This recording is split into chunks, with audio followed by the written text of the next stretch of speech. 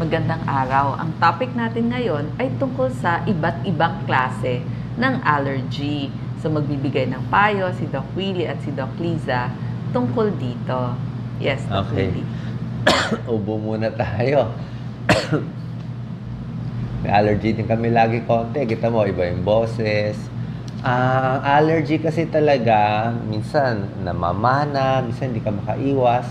Pwede sa usok, alikabok, o kahit ganito lang, yung pillow, di ba? Pag malapit sa'yo, ma-allergy na yan. So, kailangan talaga maglilinis. Alamin nyo saan kayo nag-allergy. Kadalasan sa dumi sa paligid, alikabok. Meron din sa bed yung mga dust mites, maliliit na hayop, hindi natin nakikita. Kinakain nitong maliliit na hayop yung mga balat na lumalabas sa ano natin, yung nagsished na skin. Insekto na maliliit, nakaka-allergy. Halaman, hayop, kung may pets kayo, usok, pabango, at meron mga pagkain at gamot din na nakaka-allergy. So, first tip, kailangan talaga malinis na malinis yung bahay. Kung kaya nyo mag-vacuum cleaner, yun talaga. Yes, Doc Lisa. Yes, una sa lahat kasi yung allergy, iba't ibang klase yan. Meron sa ilong, allergic rhinitis. Sipot. Meron yung allergic asthma, parang hinihika na Hika. kayo. Allergic conjunctivitis, yung mga batang kusot ng kusot sa mata. Namumula yung mata. Allergic eczema. Ito yung mga allergy sa balat. Yung mga eczema, pangit, di ba? Medyo contact dermatitis din ang tawag doon. gaspang, namumula, namamasa minsan. Yes. At meron din food allergy dahil sa kinain, nag-a-allergy. Maraming taong nagkakaroon yan. At yung pag-inom ng gamot, nagkakos din ng allergy. Kung allergic ang isang tao sa isang klase ng gamot. Doon muna tayo sa mga serious. Ang pinaka-serious tip ng video natin, kung meron kayong allergy sa gamot, kailangan susulat nyo, sasabihin nyo, alam nyo yan, nakainom kayo ng baka antibiotic, amoxicillin, o kahit ano, penicillin, or aspirin. Pag nakainom kayo ng gamot, yung iba na mamaga yung mata, nagsasara, mamaga mo ka, hindi makahinga, delikado. Kaya yung mga doktor, lagi yan tinatanong sa ospital, nilalagay sa chart, allergy to penicillin o allergy to pain relievers. Kailangan nakasulat. Kasi pag nabigay yun sa'yo, iba-iba ang tao.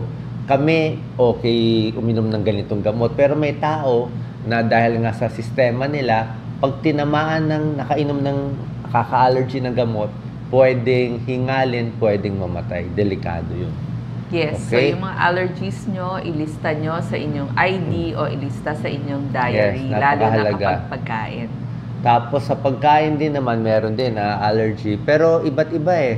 May na-allergy. Anong ba usually mga pagkain, Lisa? Merong iba sa itlog, Usually, sa manok. unang-una sa lahat, yung cow's milk o yung gatas. Kaya nga may lactose intolerance. Yung iba naman sa itlog, yung iba sa mga nuts. So, hindi po lahat ng tao ay may allergy sa nuts.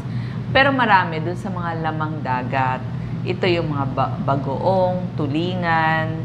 Tapos, yung iba sa soya, yung iba naman sa wheat, yung mga wheat bread. So, dapat ida-diary natin yon at aalamin natin. Ito mga binigay namin pangalan, hindi po ibig sabihin iiwasan nyo. Ha? Kung may allergy kayo, hindi ko sinasabi iwasan nyo itong soy, chicken, seafood. Ay, ibig ko lang sabihin, may tao may allergy doon, may tao walang allergy. Yes. Pwede nyo gawin sa diary or pinakamaganda talaga. Ang pinakamaganda, medyo mahal lang. Magpapa-allergy test kayo.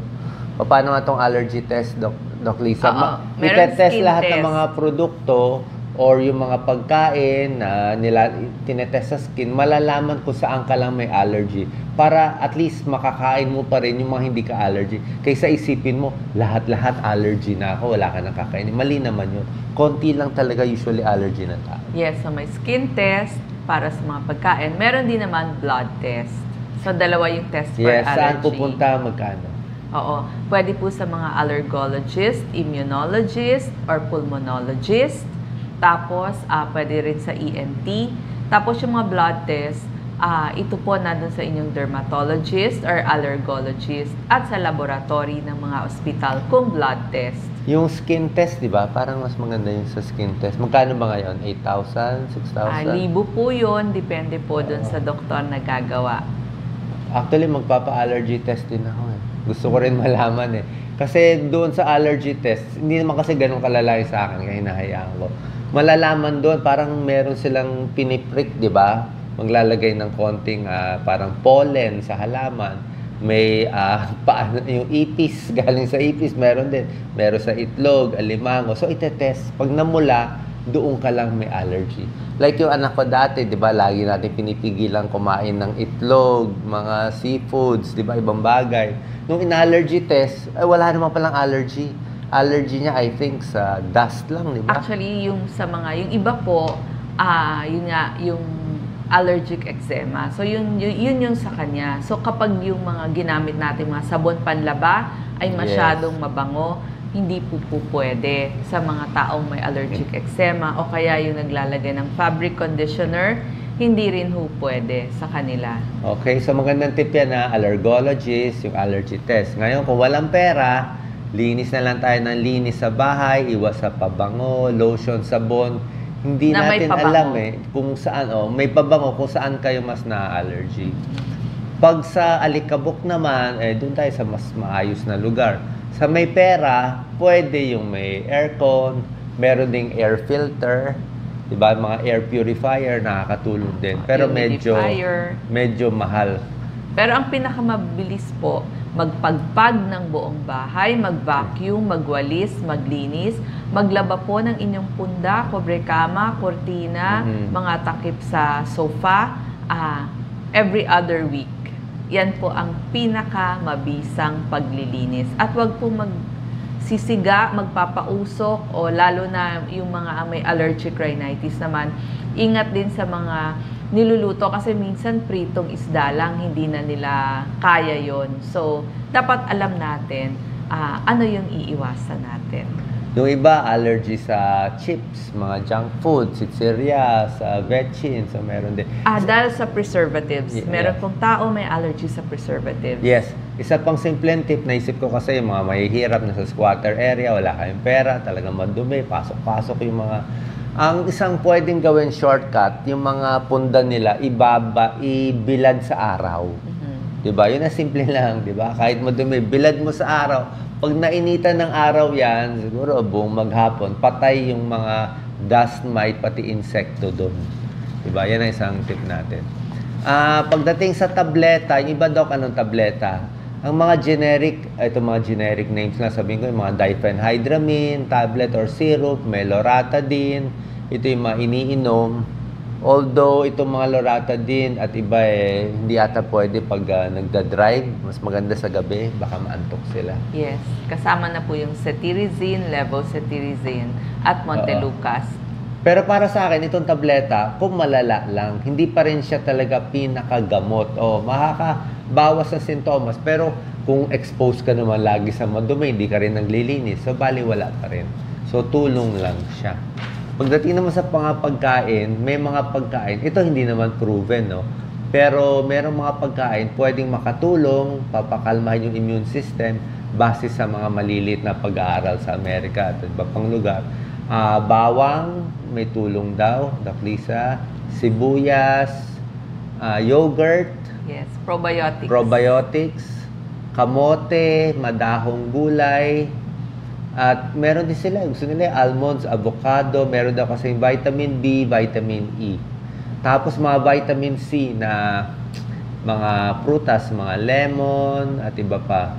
May tulong din siya para sa immune system. Pagdating sa isda, actually may tulong ang isda . So ang ibig ko sabihin, pag wala naman kayong allergy dito sa mga pagkain, huwag nyo ibawal lahat. Huwag isipin na hindi ako kakain nito lahat. Dapat mas sure natin na yun . Pwede mo naman i-test pag kumain ka kung wala ka naman naramdaman. So, malamang wala. Kasi mahirap naman pigil ng pigil sa lahat ng pagkain. Very healthy to. Very healthy ang fish, bawang, sibuyas, yogurt, kamote, lemon, mga dalandan. Kasi may tulong to sa immune system natin. Okay? Yes, Doc Lisa? Yes, mga anti-inflammatories po kasi yon, kaya sila nakakatulong. Okay? So, ang pinaka talagang tatlong cause ng allergy is minsan sa mga halaman, maraming dyan, alikabok, amag, kaya minsan maganda rin open ng mga bintana, Doc Lisa. Yes. Oo nga, may alikabok papasok, pero pag nahanginan, naarawan, namamatay naman yung amag. Kasi kung yung banyo nyo masyadong basa, masyadong moist, na saradong-sarado, ay baka tumubo din yung mga amag doon. At last tip, kung meron kayong pets, okay? Aso, pusa, medyo iwas muna, sa labas muna yung aso, pusa. Yes. Diba? So, mag-face mask tayo sa mga taong may allergy, na malaking tulong ito. Okay. Pero gano'n man kaliit ang ating bahay at ang ating paligid, linisin natin kasi para sa atin din yon at para sa ating mga kapitbahay. Okay. Wala po sa laki ng bahay ang paglilinis. Kahit po simple lang ang pamamahay natin, iba pa rin po ang malinis. And last important tip para sa mga may skin allergy, eczema, bawal yung 4 na K. Okay? Yes. Bawal kamutin, kalkalin, kutkutin, o kung Yes. anong gagalawin pa natin. Kasi lalo mo kinakamot ang sugat, lalo siya nagsusugat. So pag hindi pa rin gumagaling, patingin sa dermatologist, sa skin, allergologist, kung problema talaga sa allergy, pwede rin sa specialista sa baga. Okay? Maraming salamat po. God bless.